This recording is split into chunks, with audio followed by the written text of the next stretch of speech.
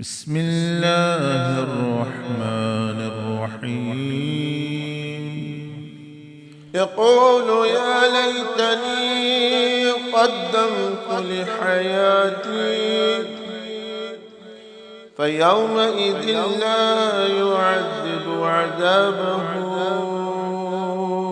أحد ولا يوثق وثاقه أحد. يا أيتها النفس المطمئنة ارجعي